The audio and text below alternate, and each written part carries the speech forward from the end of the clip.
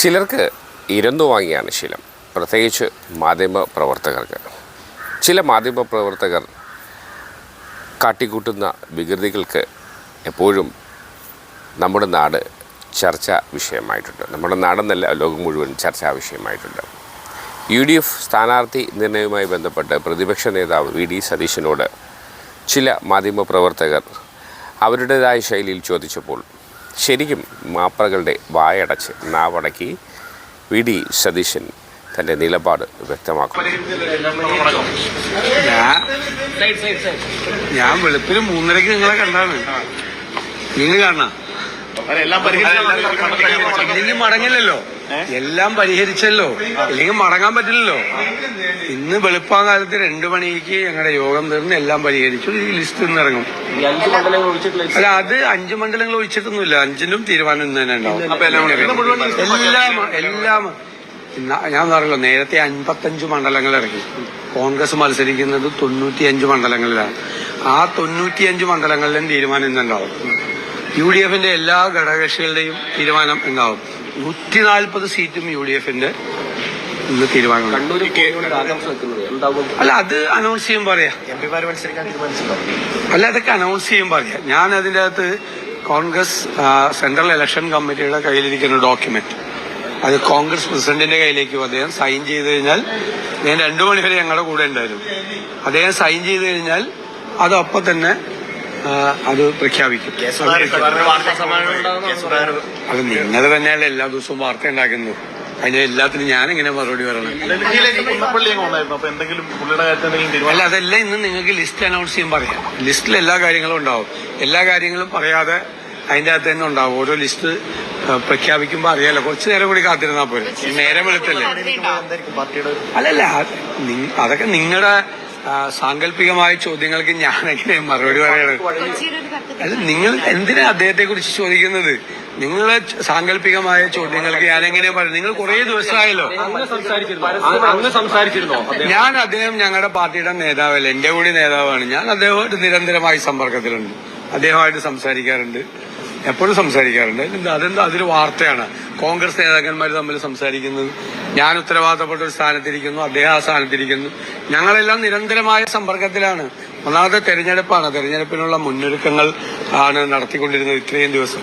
ഇനി തെരഞ്ഞെടുപ്പ് ക്യാമ്പയിനിലേക്ക് ഞങ്ങൾ കടന്നു. ശ്രീ രാഹുൽ ഗാന്ധി വന്ന് തിരുവനന്തപുരത്ത് പുതുയുഗ യാത്രയുടെ സമാപനത്തോടുകൂടി കേരളത്തിലെ UDFന്റെ തെരഞ്ഞെടുപ്പ് ലോഞ്ചിങ് നടത്തി അദ്ദേഹം. ഞങ്ങൾ തെരഞ്ഞെടുപ്പ് പ്രവർത്തനത്തിലാണ്. പട്ടികയിൽ സുധാകരൻ അല്ലെങ്കിൽ അദ്ദേഹം അതപ്പൊ നിങ്ങളുടെ, ഞാൻ ചോദിച്ചല്ലോ, വീണ്ടും നിങ്ങൾക്ക് ഇതുപോലത്തെ ഈ ചോദ്യങ്ങൾ നിങ്ങൾ തന്നെ രാവിലെ പറയും സുധാകരൻ മത്സരിക്കില്ല, ഉച്ചയാവുമ്പോൾ നിങ്ങൾ പറയും സുധാകരൻ മത്സരിക്കും.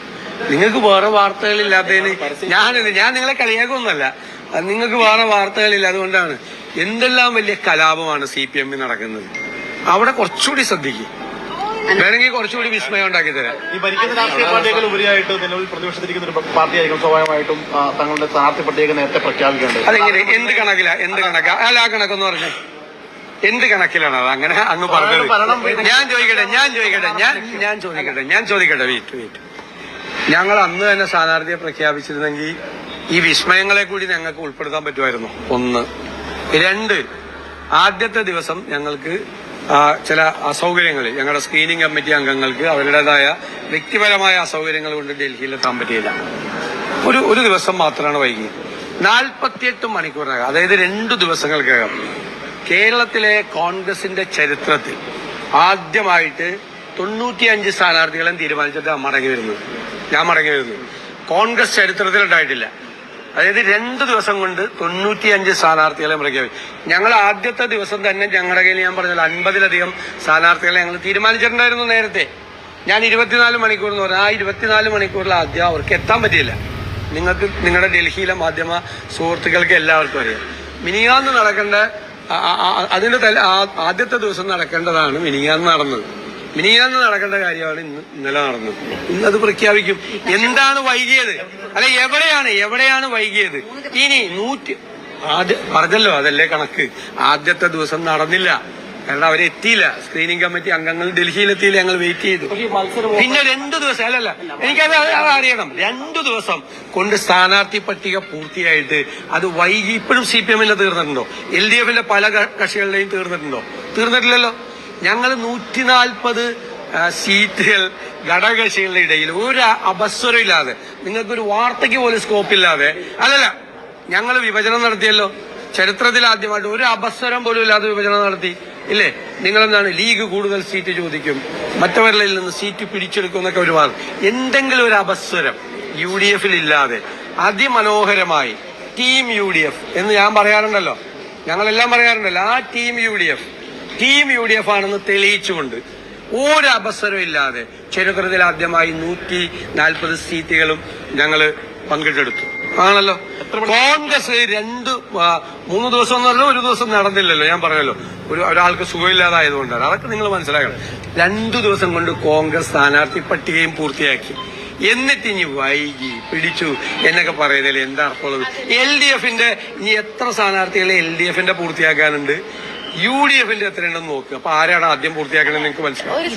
ടീം UDF എന്ന് പറയുമ്പോഴും പല മണ്ഡലങ്ങളിലും ഒരേ മണ്ഡലങ്ങളിൽ തന്നെ 2 സ്ഥാനാർത്ഥികളെ ഇതിനകം പോസ്റ്റർ അടിച്ചിറക്കിയ സാഹചര്യങ്ങളൊക്കെ ഉണ്ട്. അപ്പൊ അതൊന്നും ഒരു സ്ഥലത്തും ഉണ്ടാവില്ല. അതൊക്കെ എല്ലാ സ്ഥലത്തും തെരഞ്ഞെടുപ്പ് പ്രഖ്യാപിക്കുമ്പോൾ എല്ലാ സ്ഥലത്തും. എന്തായാലും ഞാനൊരു കാര്യം ചോദിക്കട്ടെ, CPM-ൽ ഈ പ്രാവശ്യം ഉണ്ടായ കലാപം പോലെ ഏതെങ്കിലും പാർട്ടിയിൽ ഉണ്ടായിട്ടുണ്ടോ? ഇല്ലല്ലോ. നിങ്ങൾ അത് മറച്ചു പിടിക്കാൻ നോക്കുകയാണ്. CPM-ൽ ഉണ്ടായിരിക്കുന്ന കലാപം എന്തോ? ആ പാർട്ടിക്ക് ഞങ്ങളൊന്ന് കേഡർ പാർട്ടി ഒന്നുമല്ല, ജനാധിപത്യ പാർട്ടിയാണ്.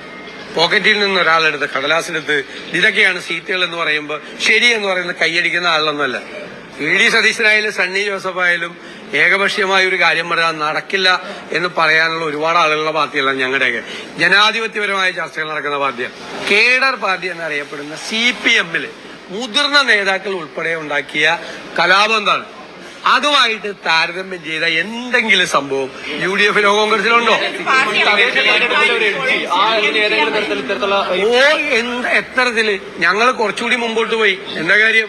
ഒന്ന്, ഈ സർക്കാരിനോടുള്ള ജനങ്ങളുടെ അതിശക്തമായ പ്രതിഷേധം പ്രതിഫലിക്കാൻ പോകുന്ന തെരഞ്ഞെടുപ്പ് ഇതാണ്. ലോക്കൽ ബോഡി തെരഞ്ഞെടുപ്പിൽ ഒരുപാട് ലോക്കലായിട്ടുള്ള വിഷയങ്ങളൊക്കെ ഉണ്ടാവും.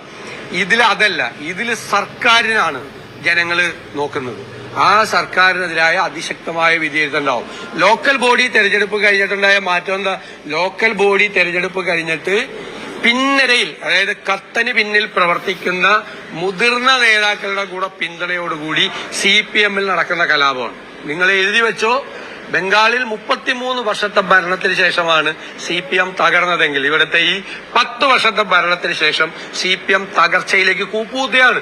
നിങ്ങൾക്ക് സ്വപ്നം കാണാൻ പറ്റുമോ? ആകെ ഒരു MB രാഘവനോ ഒരു ഗൗരിയമ്മയോ പണ്ടൊരു ഒറ്റപ്പെട്ട പ്രതിഷേധം ഉയർത്തിയിട്ടുണ്ട്. അതിനുശേഷം ഈ CPM-ൽ ഉണ്ടായിരിക്കുന്ന ഒരു ജില്ലയിലല്ല, വ്യാപകമായി ആലപ്പുഴയിലും പാലക്കാടും കണ്ണൂരും കാസർഗോഡും വ്യാപകമായി കേരളത്തിന്റെ വിവിധ ഭാഗങ്ങളിൽ CPM-ലെ മുതിർന്ന നേതാക്കൾ നേതൃത്വത്തെ വെല്ലുവിളിച്ചുകൊണ്ട് നടത്തുന്ന ഈ പോരാട്ടം പത്രസമ്മേളനങ്ങളിൽ ഞങ്ങൾ പറയുന്നതിനേക്കാൾ രൂക്ഷമായിട്ടാണ് അവർ മുഖ്യമന്ത്രിയെയും അവർ CPM നേതൃത്വത്തെയും വിമർശിക്കുന്നത്.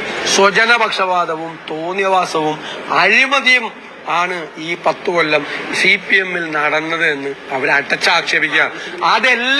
അതെല്ലാം ഈ തിരഞ്ഞെടുപ്പിൽ തീർച്ചയായിട്ടും പ്രതിഫലിക്കും. ഈ ഗവൺമെന്റിനെ ഞങ്ങൾ ജനങ്ങളുടെ മനസാക്ഷിയുടെ കോടതിയിൽ വിചാരണ ചെയ്യും, ഉറപ്പായും. UDF കൊണ്ടുവന്ന വിസ്മയങ്ങളൊക്കെ നിയമസഭയിൽ ഉണ്ടാവും. അല്ല, അത് നമുക്ക് നോക്കാമല്ലോ. തെരഞ്ഞെടുപ്പല്ലേ, തീർച്ചയായിട്ടും ഉണ്ടാവുമല്ലോ.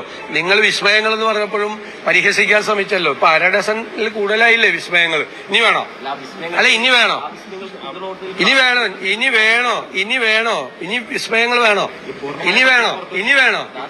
നിങ്ങൾ ഇനി വിസ്മയം ഉണ്ടാവുമെന്ന് ചോദിക്കണല്ലോ ഇപ്പൊ. അല്ല, നേരത്തെ ഇടയ്ക്കിടയ്ക്ക് എന്നോട് ഒരു 4 ദിവസം മുമ്പ് ചോദിച്ചിരുന്നു. അപ്പൊ ഞാൻ പറഞ്ഞല്ലോ ഉണ്ടാവും, ഇനിയും ഉണ്ടാവുന്നു. ഇനി വേണോ? തെരഞ്ഞെടുപ്പിന്റെ ഇടയിൽ വേണോ? അല്ല, തെരഞ്ഞെടുപ്പിന്റെ ഇടയിൽ വേണം. ഇതൊക്കെ നോക്കിക്കോ നിങ്ങൾ. വേണമെങ്കിൽ കാണിച്ചു തരാം. വേണമെങ്കിൽ പിന്നെ ഞങ്ങൾക്ക് താങ്ങാൻ പറ്റണ്ടേ? ഞങ്ങൾ ഇതിന്റെ അകത്തുള്ളവർക്കൊക്കെ ഒരു സീറ്റ് കൊടുക്കണ്ടേ? മനസ്സിലായി?